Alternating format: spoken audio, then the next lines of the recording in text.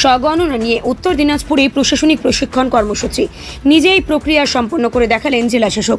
এই বিষয়ে জানা যায়, জাতীয় আদমশুমারির স্বগণনা প্রক্রিয়াকে সহজ ও স্বচ্ছ করতেই উত্তর দিনাজপুর জেলা প্রশাসনের উদ্যোগে বুধবার রায়গঞ্জের কর্ণজোড়ায় জেলা শাসকের দপ্তরের স্বামী বিবেকানন্দ সভাকক্ষে বিশেষ প্রশিক্ষণ কর্মসূচি অনুষ্ঠিত হলো। কর্মসূচিতে বিভিন্ন সরকারি দপ্তরের আধিকারিক, জেলা পুলিশের আধিকারিক ও সংশ্লিষ্ট কর্মীরা উপস্থিত ছিলেন। জেলার বিভিন্ন প্রান্তের আধিকারিকরা ভিডিও কনফারেন্সের মাধ্যমে অংশ নেন। সভাপতিত্ব করেন জেলা শাসক ডক্টর অভিজিৎ সভালে। তিনি নিজেই নির্ধারিত পোর্টাল ও অ্যাপের মাধ্যমে স্বগণনা সম্পূর্ণ প্রক্রিয়া ধাপে ধাপে করে দেখান। কিভাবে এর তথ্য নথিভুক্ত করতে হবে, কী ধরনের তথ্য লাগবে এবং কিভাবে সঠিকভাবে স্বগণনা করা যায় তার বিস্তারিত আলোচনা করেন। এই বিষয়ে জেলা শাসক ডক্টর অভিজিৎ সেভালে জানালেন, প্রযুক্তির ব্যবহার বাড়িয়ে সাধারণ মানুষের অংশগ্রহণ নিশ্চিত করতেই স্বগণনা চালু হয়েছে। এর ফলেই নাগরিকরা নিজেরাই পরিবারের তথ্য নথিভুক্ত করতে পারবেন, যা তথ্যকে আরও সংগ্রহ আরও দ্রুত ও নির্ভুল করবে। যারা প্রযুক্তিগত কারণে স্বগণনা করতে পারবেন না, তাদের বাড়িতে নির্ধারিত সময়ে সেন্সাস কর্মীরা যাবেন বলেও তিনি জানান। প্রশাসনের আশা, এই প্রশিক্ষণের ফলে আধিকারিকদের দক্ষতা বাড়বে এবং সাধারণ মানুষের মধ্যেই সচেতনতা তৈরি হওয়ার আসন্ন আদমশুমারি আরও সুষ্ঠুভাবে সম্পন্ন হবে। এই প্রসঙ্গে জেলা শাসক অভিজিৎ বাবু তিনি আরও কি জানালেন, শুনে নেব। আমাদের উত্তর দিনাজপুর জেলা প্রশাসনের তরফ থেকে আমরা একটা কোঅর্ডিনেশন মিটিং সবার সাথে আয়োজিত করেছিলাম, যেখানে উপস্থিত ছিলেন আমাদের রায়গঞ্জ পুলিশ ডিস্ট্রিক্টের এসপি এবং ইসলামপুর পুলিশ ডিস্ট্রিক্টের এসপি।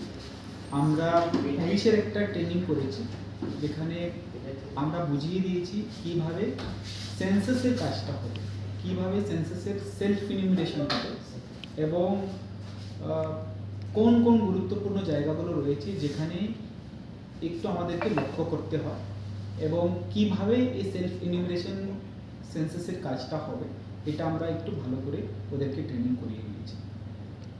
আজকে প্রেস কনফারেন্স করার মূল উদ্দেশ্যটা হচ্ছে, আমাদের উত্তর দিনাজপুর জেলায় মোট 40,000 লোকেদের সেলফ ইনিমিনেশন হয়েছে।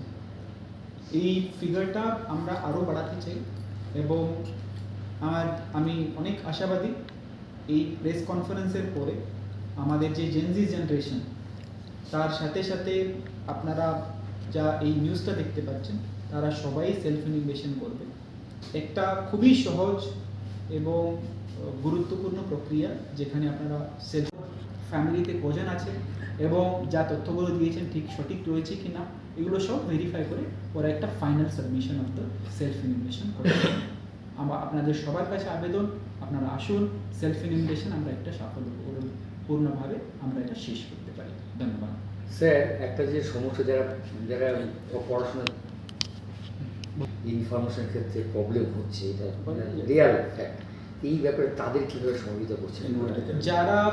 যারা সেলফ ইনিমিনেশন নিজে করে করতে পারে না, অথবা যাদের কাছে মোবাইল নেই, অথবা একেবারেই গ্রামেগঞ্জের বাড়ি এবং একেবারেই যারা বোঝে না, তাদের ক্ষেত্রে আমাদের ফিজিক্যাল ভেরিফিকেশন হবে। ফিজিক্যাল মানে বাড়ি গিয়ে আমাদের সেলফ ইনিমিনেটর গিয়ে ওদের পুরো তথ্যগুলো সংগ্রহ করবে।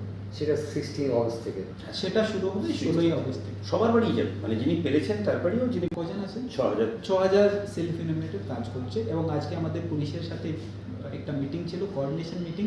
16 তারিখ থেকে আমরা পুলিশকেও একটা আবেদন করেছি, যাতে যারা সেলফ ইনিমিনেশন কাজে যোগ দিয়েছে, যারা যাবে বাড়ি তাদের যাতে প্রোটেকশন এবং তাদের যাতে কোনো অসুবিধা না হয়। স্যার, এসআইআর এর ক্ষেত্রে যাদের নাম ছিল, তাদের ক্ষেত্রে কি কোনো রকম কিছু, যারা বাদ গেছে তারা কি কোনো, এখন আপাতত সেভাবে কোনো নির্দেশ আসেনি, সেরকম কোনো নেই। সেলফ ইনিমিনেশনে এসআইআর যাতে বাদ দিয়েছে তাদের একদম এক্সক্লুড করতে হবে, এরকম কোনো, কিংবা যাদের সাথে আবেদন করেছেন অ্যাডজুডিকেশন তার কোনো সম্পর্ক নেই।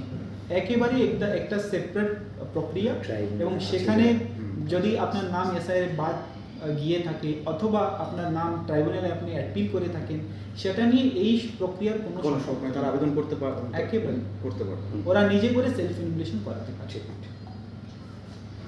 রায়গঞ্জ থেকে প্রণব কুমার দেবনাথের রিপোর্ট, আর বঙ্গ সংবাদ। গ্রসারি থেকে কসমেটিক্স,